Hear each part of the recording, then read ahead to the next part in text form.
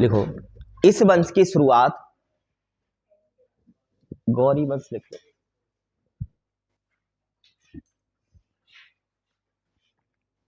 इस वंश की शुरुआत आधुनिक अफगानिस्तान में हुई। आधुनिक अफगानिस्तान में हुई।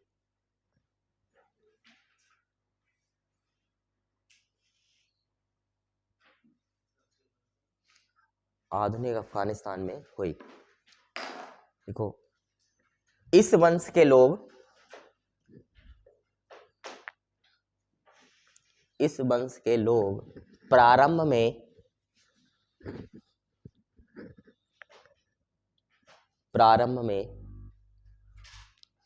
घोड़ों का और दासों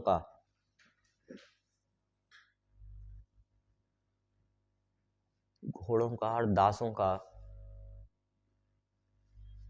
व्यापार करते थे।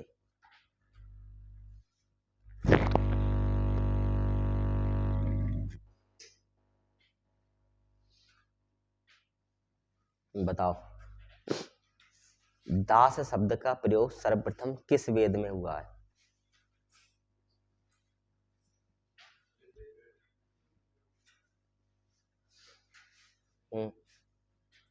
तुक्का मारोगे करके सभी बोल दो, कोई ना कोई तो है। देखो, अथर्ववेद में किया गया है, ठीक है। अथर्ववेद में दास दस्यु नाम से जो है उल्लेख मिलता है इसका, दस्यु नाम से दासों का। चल आगे लिखो। लिखो, मोहम्मद गौरी ने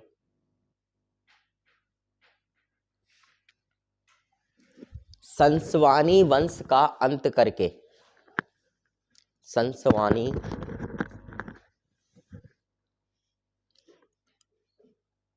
वंश का अंत करके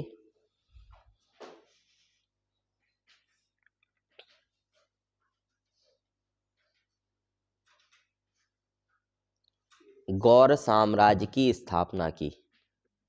गौर साम्राज्य की स्थापना की।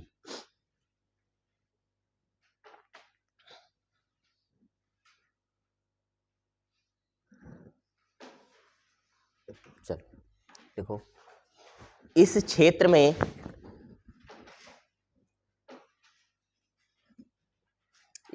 में निवास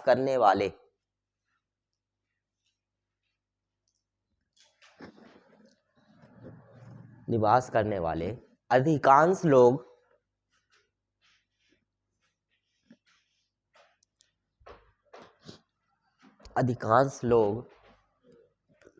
बौद्ध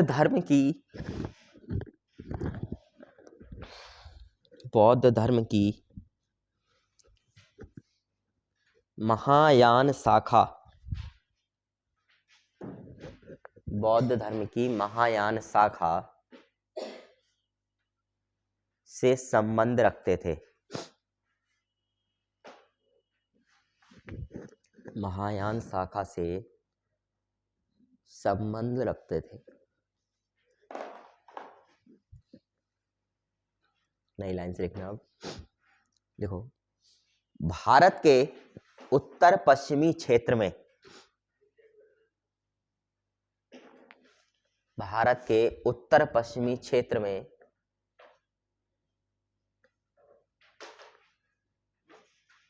तीन प्रमुख राज्य थे।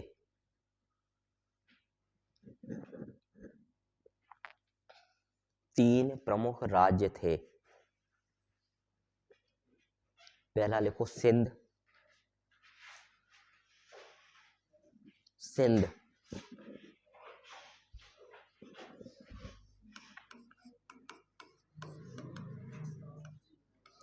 सिंध नहीं, हेडिंग नहीं, ऐसे लिखा है, सिंध लिखा। हाँ, पॉइंट में लिख लेना, ठीक है। सिंध, इसमें लिख लो। इसमें समरू जाति का अधिकार था।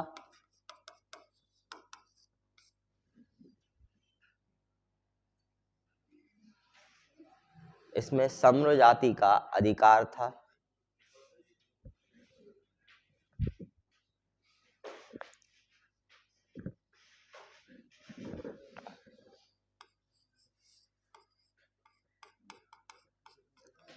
अगला लिखो मुल्तान, उसी के नीचे।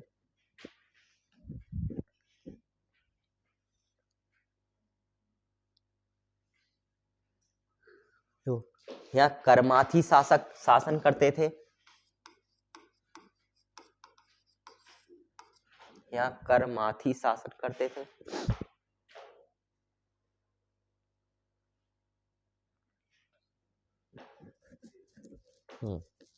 अच्छा देखो, करमाथी की बात करी जाए तो करमाथी जो वास्तव में ना तो पूर्ण तरीके से मुस्लिम ही थे और ना पूर्ण तरीके से बौद्ध ही थे, ये दोनों का मिक्सचर हो चुका था। ठीक है, कुछ ऐसी मान्यताएं रखते थे जो इस्लाम धर्म के लोग रखते थे, कुछ ऐसी मान्यताएं रखते थे जो बौद्ध धर्म के लोग रखते थे, यानी दोनों का मिला जुला कॉम्बिनेशन हो गया, मिली जुली संस्कृति हो गई थी ये। ठीक है, चलो आगे लिखो।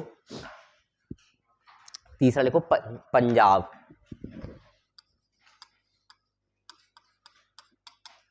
पंजाब देखो, यहाँ खुसरो मलिक का शासन था।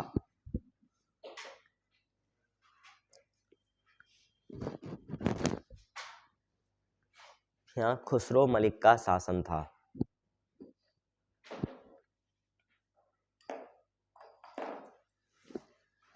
आगे लिखो, गुजरात में इस समय,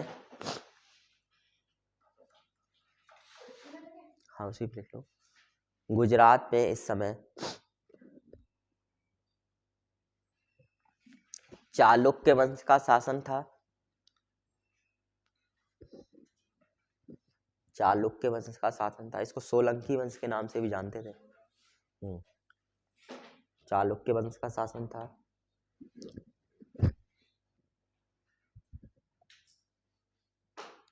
और अजमेर में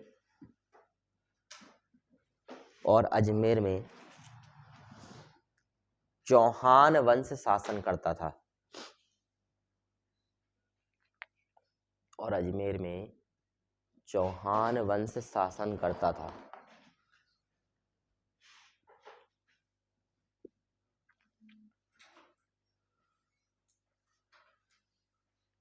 ठीक, इसका अगला हेडिंग लिखो, मोहम्मद गौरी के युद्ध। मोहम्मद गौरी के युद्ध।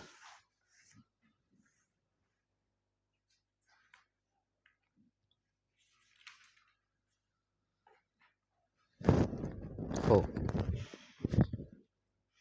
इसका प्रमुख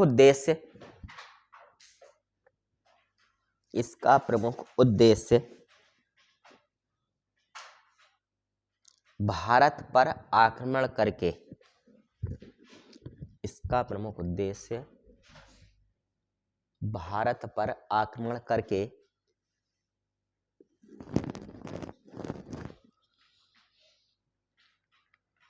मुस्लिम साम्राज्य को बढ़ाना था। मुस्लिम साम्राज्य को बढ़ाना था।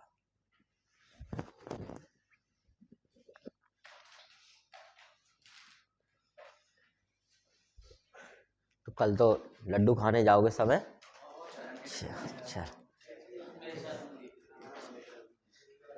कुछ तो ऐसे होते हैं जो हेलीकॉप्टर देखने जाते हैं। हाँ, ये सही बात है। बहुत सारे लोग तो इसीलिए जाते हैं, उन्हें कोई मतलब नहीं है कि योगी आ रहे हैं, क्या अखिलेश आ रहे हैं, कि कौन आ रहा है। वो एक ही व्यस्तता रहती है, कैसे भी करके हेलीकॉप्टर देख लें।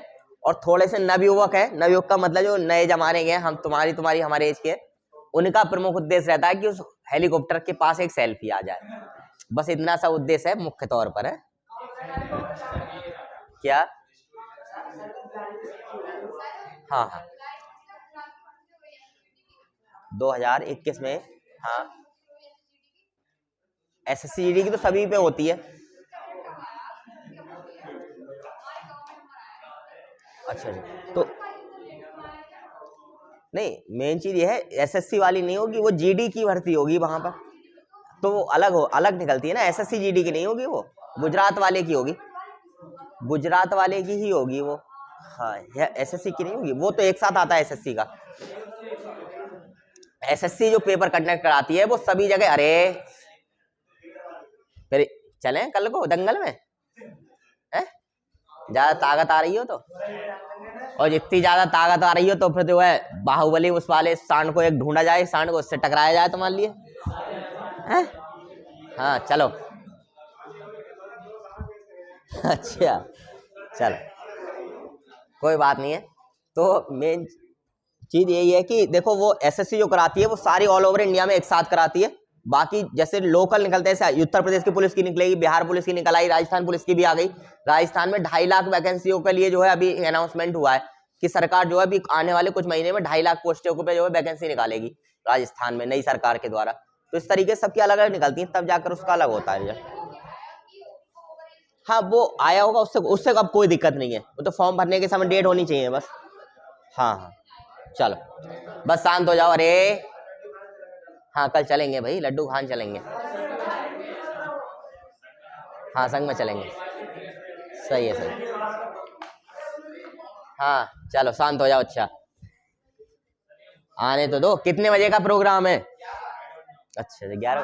अच्छा मेरी बात सुनो, खास तौर से ध्यान दे के, अरे जरूरी बात, सवारियां तो बंद नहीं है कल? अच्छा तो सही है। अच्छा अच्छा नहीं, पिछली बार जो है रैलियां हुई थी तो बंद हो गई थी ना सवारी 2 दिन के लिए, इसलिए पूछ रहा हूँ मैं। चलो चलो 1 घंटा ही बहुत कीमती है उनका। चलो बस आ रहे, अब शांत हो जाओ, लिख लो। अरे लिखो युद्ध पहला। अच्छा अच्छा ना मामूली आदमी है तुम्हारे लिए। देखो तोप भले ही नहीं सही, बहुत बड़ी तोप है, तुम कितने ही बड़े अधिकारी बन जाओ, करना इन लोग के नीचे ही शासन है तुम्हारे लिए। ठीक है बिल्कुल सीधी सी बात ये समझ के चलो कि इनके नीचे ही अंडर में ही शासन करना है, नेताओं के अंडर में। तुम किसी भी देश में चले जाओ, चलो भारत की छोड़ो, किसी भी देश में चले जाओ तब भी यही हाल है। हाँ और भाई देखो एक चीज विशेष तौर पर कि कहीं ना कहीं एक क्वालिटी तो है नेता में, जो इतनी बड़ी पब्लिक को बेवकूफ बनाए पड़े हैं। न एक नेता से बात नहीं हो रही, किसी भी नेता की बात सही है कि जो व्यक्ति लाखों करोड़ों रुपए की लोगों को अगर अपनी बातों में मंत्रमुग्ध कर सकते हैं, अपनी बातों में ला सकता है व्यक्ति, तो क्या ये नहीं मान सकते कि उसमें कोई क्वालिटी नहीं है? भाई सीधी सी बात है, ये भी अपना अपना टैलेंट है। तुम्हारी बात 4 लोग नहीं सुनेंगे गांव के, और एक व्यक्ति की जो है कि पूरा देश सुन रहा है, तो उसमें कोई विशेषता नहीं है। हाँ तुम्हारी तो सही बात है, तुम्हारी लुगाई ना सुनेगी, आदमी के तो छोड़ो। चलो हाँ चलो आगे लिखो। लिखो इसका प्रथम युद्ध, इसका प्रथम युद्ध, इसका प्रथम युद्ध 1175 ईस्वी में, 1175 ईस्वी में मुल्तान पर हुआ, मुल्तान पर हुआ, जहां इसकी विजय हुई, जहां इसकी विजय हुई।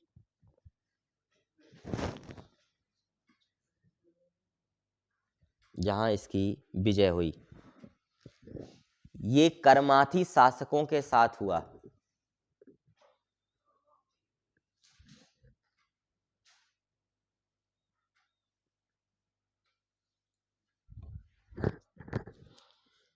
इसका लिखो नई लाइन से। 1178 ईस्वी में, 1178 ईस्वी में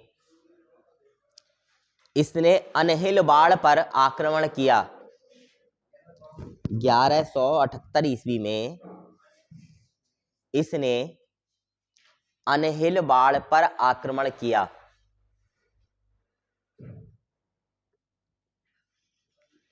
अनहिलवाड़ पर आक्रमण किया,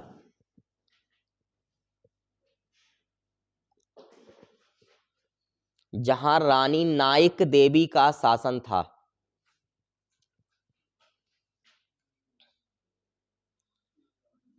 नाइक देवी का शासन था, यहां ये पराजित हुआ। शासन था यहां ये है पराजित हुआ। अनिलवाड़ कहां पर है? अरे अनिलवाड़ कहाँ पर है? हाँ गुजरात में है, ठीक है। चलो इसका लिखो अनिलवाड़ पर आक्रमण हुआ। उसके बाद अगला लिखो 1179 ईस्वी में 79 1179 ईस्वी में इसने पेशावर पर अब है पेशावर पर अधिकार कर लिया।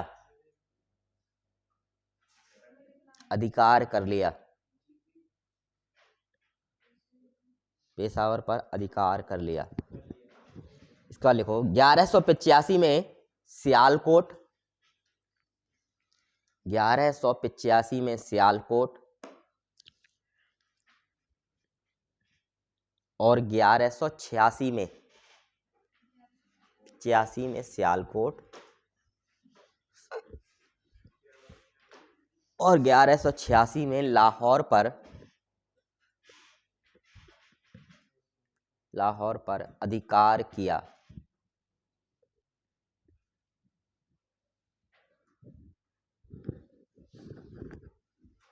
इसके बाद लिखो 1189 में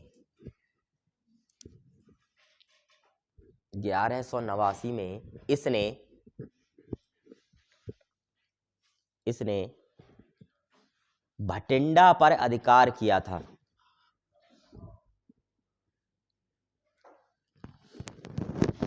भटिंडा पर अधिकार किया था।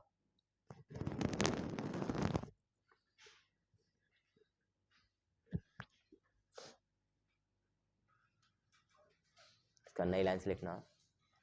इसके सबसे प्रमुख युद्ध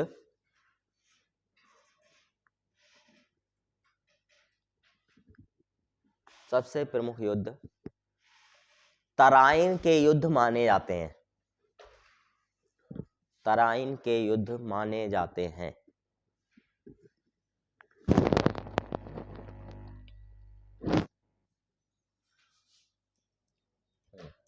इसमें लिखो तराइन का प्रथम युद्ध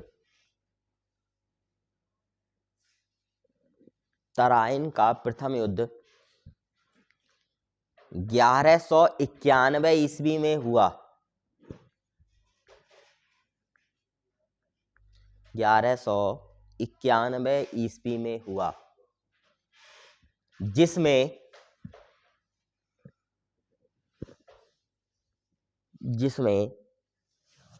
गौरी की पराजय हुई।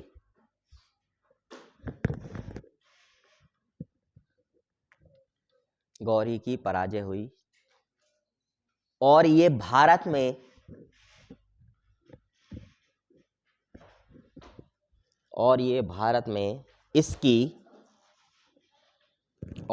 भारत में इसकी द्वितीय और अंतिम पराजय थी। भारत में इसकी द्वितीय और अंतिम पराजय थी।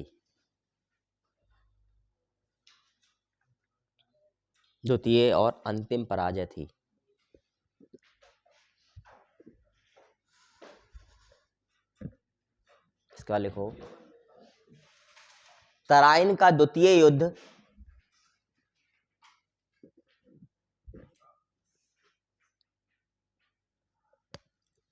तराइन का द्वितीय युद्ध 1192 ईस्वी में लड़ा गया।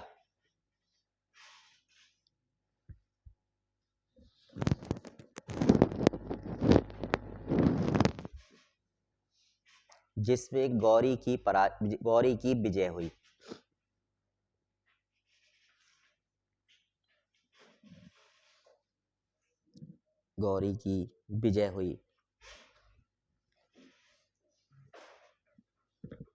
तथा इसने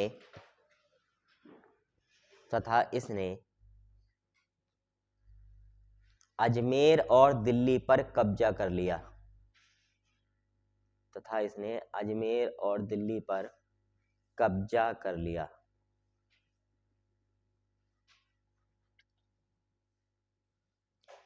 देखो, इसके बाद भारत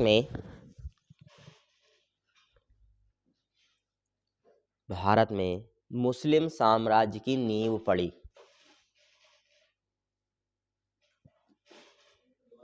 इसके बाद भारत में मुस्लिम साम्राज्य की नींव पड़ी।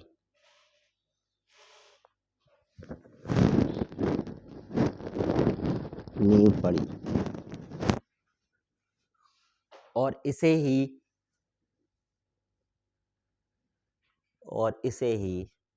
भारत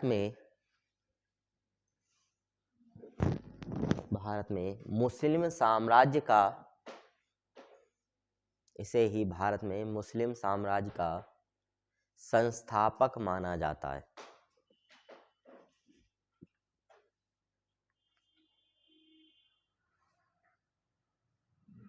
संस्थापक माना जाता है। चलो, इसके बाद इसका महत्वपूर्ण युद्ध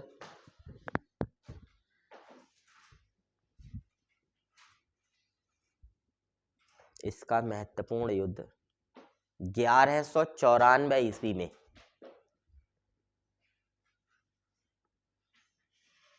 1194 ईस्वी में चंदावर का युद्ध था। चंदावर का युद्ध था 94। चंदावर का युद्ध था। अच्छा बताओ, तुम लोग में से कोई यहाँ का शासक कौन था? चंदावर का युद्ध किसके? जयचंद। किस वंश का शासक था? कौन सा है? हिंदू वंश वाला। हाँ, जयचंद। अरे सर्च मत करो, सर्च करके तो मिल ही जाएगा। कतई नहीं पढ़ रहा है, बिल्कुल रत्ती भर। ईमानदारी के साथ अगर तुम जो है अपनी कसम खुद खा जाओ तो आज ही मर जाओ तुम सब। ठीक है, अगर मैं ये पूछूं कि कसम खा के ये बताओ तुम पढ़ रहे हो और तुमने ये बोल दिया कि हाँ पढ़ रहे हैं, तो समझ लो तुरंत भस्म हो जाओगे। इतना भी नहीं पढ़ रहे हो तुम, समझ लो। ठीक है, हाँ तो भैया पढ़ लो अगर कुछ चाहते हो तो। ठीक है, ना चाहते हो तो कोई बात ही नहीं है। चलो देखो, मैं जैसे अभी हेलीकॉप्टर की बात कर रहा था। आज के समय में हेलीकॉप्टर को घूमना बहुत आसान काम हो गया है। ठीक है, बहुत सस्ते में घूम सकते हो, 2-3 लाख रुपए में ही। ठीक है, मात्र 2-3 लाख। रुको रुको जरा इसकी बात, अरे सुनो तो। हाँ, 3,000 रुपए में मुरादाबाद तक ले जाएगा हेलीकॉप्टर। 3,000 रुपए में चढ़ने ना देगा तुम्हारे लिए, छूने सेल्फी ना लेने देगा। हाँ हाँ, 3,000 रुपए में। हाँ, 5,000 रुपए। अच्छा हाँ, हेलीकॉप्टर में वहां की बात अलग है, वो अलग चीज है। ठीक है, हाँ हाँ, देखो वो अलग चीज है। ठीक है, ये अलग चीज है। देखो एक बात बता रहा हूँ, आज के समय में, अरे शांत हो जाओ, 2 से 3 लाख रुपया प्रति घंटा पर, अरे शांत हो जाओ, 2 से 3 लाख रुपया प्रति घंटा पर हेलीकॉप्टर किराए पे मिल जाता है। ठीक है, बस तो लेकिन 2 से 3 लाख रुपया तो कमा लो कि बहू की विदा हेलीकॉप्टर से करा लाओ अपनी। ठीक है, तो कम से कम जो है इतना कमाओ, नौकरी नहीं लगी तो होगा कुछ नहीं। जगह जोड़ेगी, खेत में उतार दियो, मेरे खेत में उतार दियो जाकर के, और बताओ तुम। चलो ठीक है, इसलिए भाई पढ़ लो। चलो बस शांत हो जाओ। अच्छा आगे लिखो, लास्ट में क्या लिखा था? लास्ट में जयचंद के जादू हुआ, जयचंद की पराजय हुई। लिखो, इस समय गौरी का सेनापति कुतुब उद्दीन ऐबक था। इस युद्ध हुआ, इस समय गौरी का सेनापति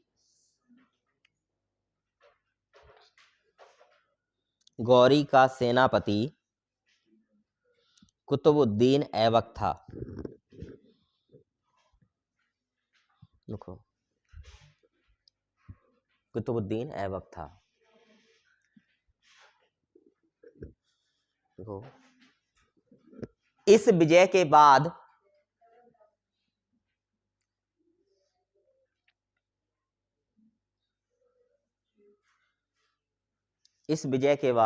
इसके सिक्कों पर, किसके सिक्कों पर? गौरी के, इसके सिक्कों पर देवी लक्ष्मी की आकृति, सीता ही छाप लिखवाई थी या सीता की, कहाँ पे?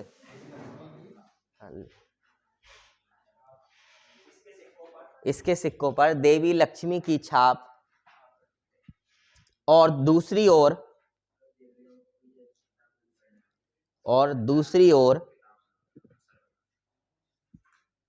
कलमा लिखा मिलता है, कलमा लिखा मिलता है।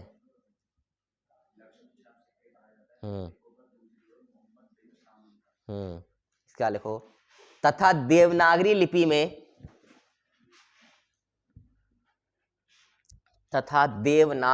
में मोहम्मद बिन साम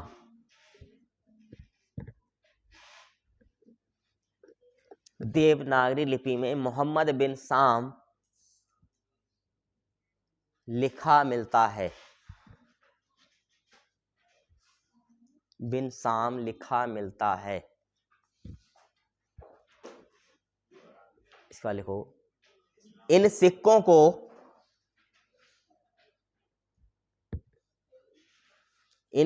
को लक्ष्मी छाप सिक्के भी कहा जाता है।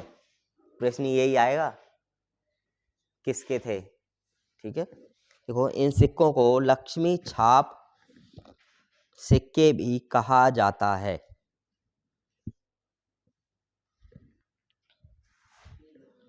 कहा जाता है। इसका लिखो, इसका अंतिम युद्ध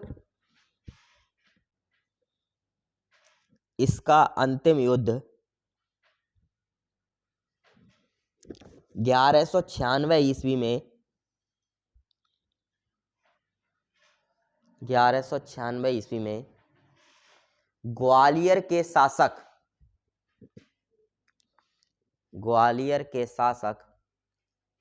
सुलक्षण पाल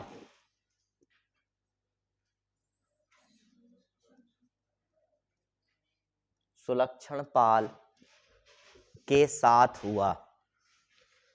सुलक्षण पाल के साथ हुआ।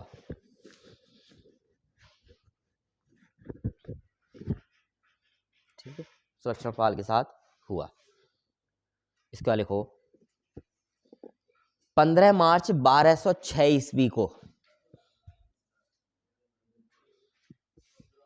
1206 ईस्वी को अपने साम्राज्य वापस लौटते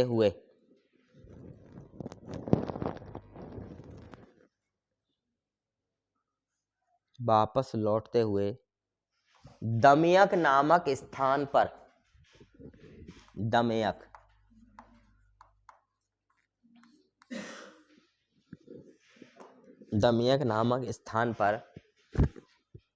स्थानीय लोगों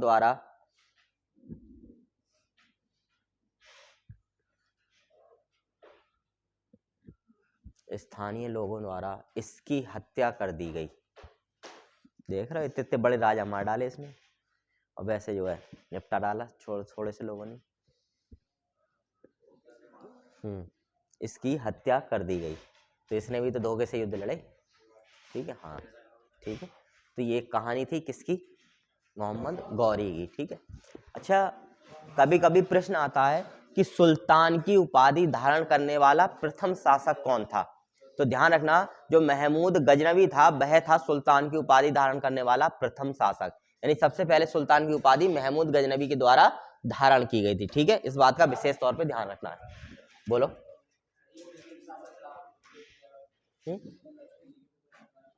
अच्छा, देखो, उसकी कहानी ये मिलती है कि पृथ्वीराज को जो है जिंदा छोड़ा गया था, और पृथ्वीराज को जिंदा छोड़ने के बाद पृथ्वीराज से ये कहा गया, तुम जो है गौरी के अधीन शासन करोगे। और वो सिक्के पृथ्वीराज चौहान ने छपवाए थे। तो एक तरफ लक्ष्मी जी की आकृति छपवाई थी, दूसरी तरफ मोहम्मद गौरी का जो है नाम छपवाया था। ये बात है इसके पीछे। ठीक है, हाँ।